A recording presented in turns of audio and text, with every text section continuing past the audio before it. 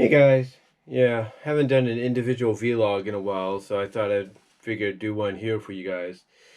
But yeah, yesterday, as a lot of us know, was Veterans Day, and for a lot of us, it was a kind of a unusual day. I mean, not that it wasn't a day that we shouldn't go out and pay our respects to those that gave their lives for the freedom of for our freedom, which I'm sure a lot of us did, or excuse me, sorry about that.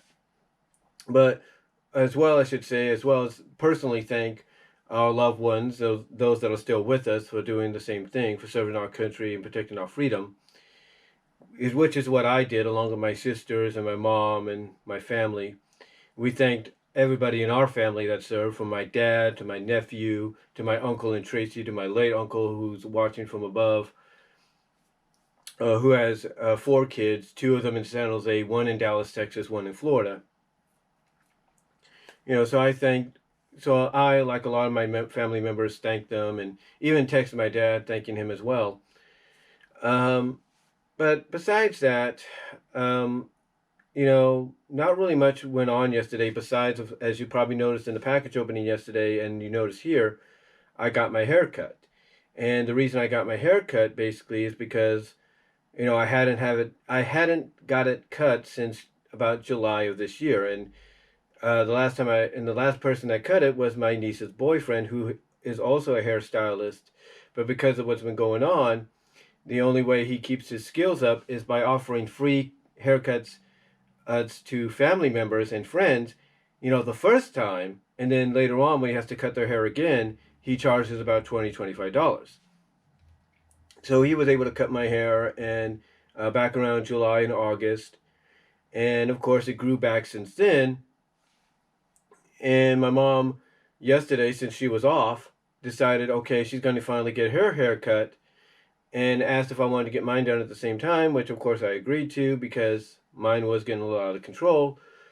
And we both got our hair cut finally at a barber shop, a hair salon that we usually go to. Um, and we finally, like I said, we finally got it taken care of, if you will. And the reason we hadn't done that beforehand is because we weren't sure what was going on with the hair salons. We weren't sure whether or not they were open, whether or not they were, um, doing business on the outside. In other words, taking their business outside, on the front properties or the front, basically, around the parking lot, front entrance of their facility. We weren't sure if they were doing that. We weren't sure what was going on. So finally, my mom, who's good friends with a hairstylist, kept contact with her by a text and found out that yes, they were open and that she could schedule time for me and her to get our hair cut. And that's what she did yesterday, because she had let hers grow long unintentionally because of what's been going on. So both me and her finally got our hair taken care of and cut, and for her trimmed down and all that, so it wouldn't be so lengthy, if you know what I mean. But besides that, we also yesterday afterwards went and got lunch at Burger King here in Newman, which ironically, and I'm sure we're not the only ones, we did not eat. We did not eat lunch until about, I would say, an hour after we got it. Well, almost an hour after we got it. Mainly, we got it like around 2:45, 3 p.m., if you will. 2:45 p.m., 3 p.m. And we didn't eat it until almost an hour, 45 minutes to an hour later, because my mom had to take care of a few things. She had to make sure she wasn't leaking oil. She had to contact a mechanic to see what was going on why, potentially she could be leaking oil, which, in a way she was, but it's more like a beep, beep, little drip kind of deal. Like when you leave a faucet or something on, just barely, like a tiny bit, you get a little drip and all that. That's basically what it is. Um, so yeah, she took care of that, and then she took care of some other things, and then finally we ate lunch, and then we just spent the rest of the day relaxing.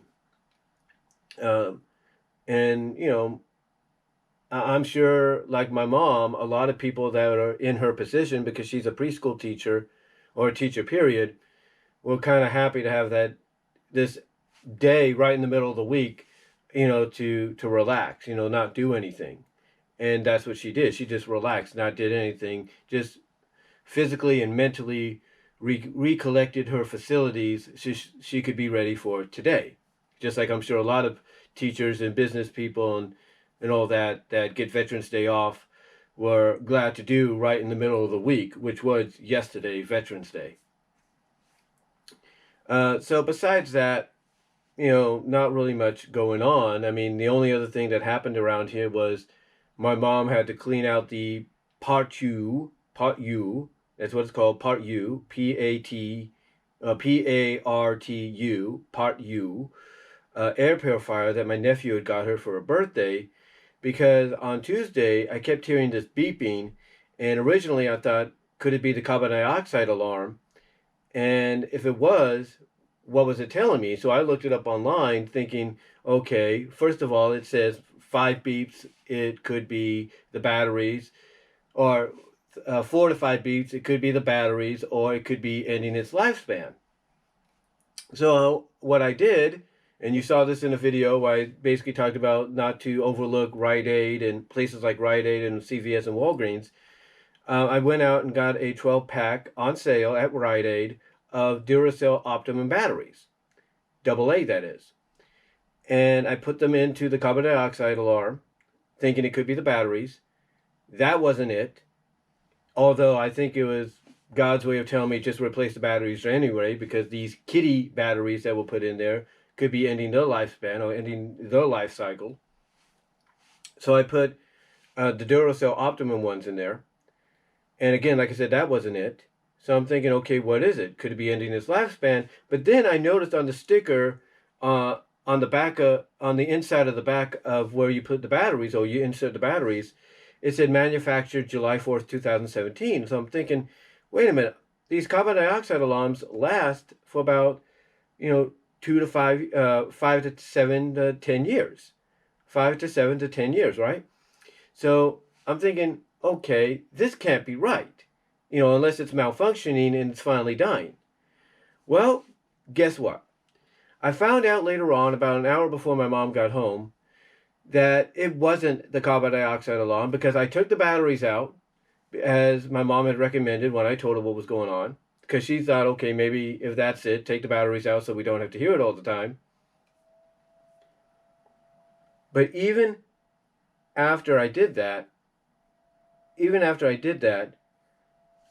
basically I heard the beeping again. So I'm thinking, okay, what is that? Because I took the batteries out, and then I saw what it was. I finally located the source, and the source was the Part U air purifier, stating with a blinking red light it needed to be reset and it needed to have the filter clean. Well, we don't have an extra filter on us, so my mom basically took the instructions, one of the instructions that they gave in the manual, and that is kind of use a brush to kind of clean it off. And that's what she did. She reset it for 5 seconds. She pressed the button for about 5 seconds to reset. And then she, yesterday, because she reset it on Tuesday, yesterday she took the filter out, used an extra makeup brush she has to brush out the dust. And it hasn't done it since.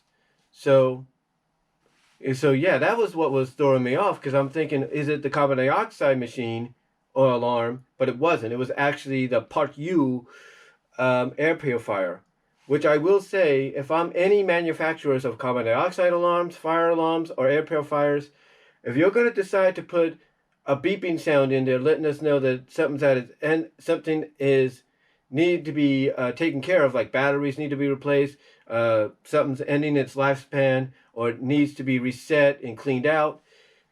If I'm any of these manufacturers, I would basically, truthfully, I would make sure that I differentiate the alarms, so that way you don't confuse people. Because the purifier alarm sounds identical to the carbon dioxide alarm and even the fire alarms.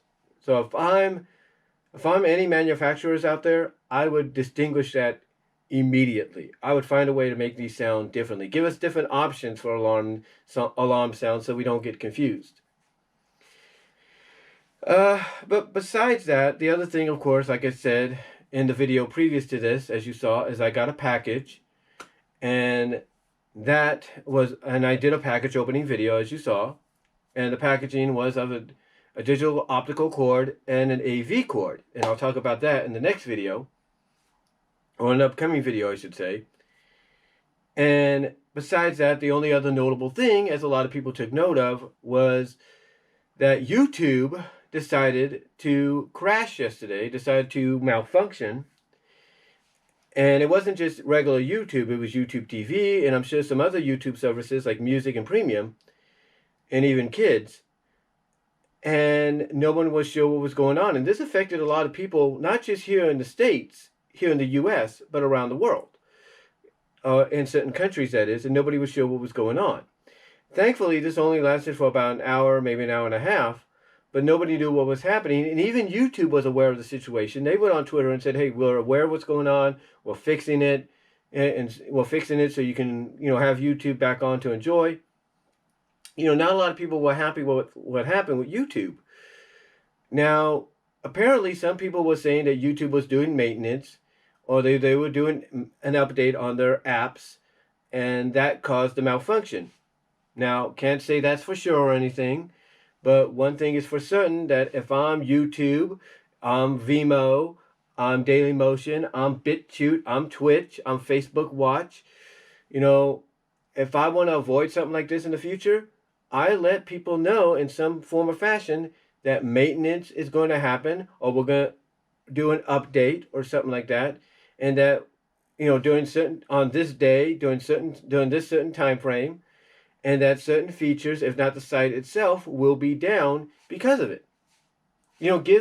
Give people a bit of a warning before you do it. And YouTube, Google, if you will, Google and YouTube are usually very good at this. So I don't know what happened, if somebody didn't communicate, back and forth on their end. I'm not saying that, it's totally their fault. I'm pretty sure some are probably thinking they could have been hacked, which could have been something, or could have been one of the reasons. We're not sure. But I will say that, like I said, usually YouTube is pretty good at letting people know that they're going to be doing something, maintenance and all that, and that certain features will not be operational, during that time they're doing maintenance or an update. So again, I don't know what happened. I'm not going to put the blame totally on YouTube, but I do know that YouTube, places like YouTube, places like Vimeo, Dailymotion, BitChute, Facebook Watch, Twitch, I'm sure they're going to take this and learn from it and realize, hey, next time we do something like this, or we are planning to do something in the future, let's let the people know so that they could be prepared that during this time frame, they'll be aware that something will happen. But besides that, not really much else going on, besides what I'm going to show you in later videos. So that's about it, guys. That's all I could say for this vlog. Let me know what you guys all think down below. What are your thoughts on what I've had to say here? And I will talk to y'all in a little bit. Peace out.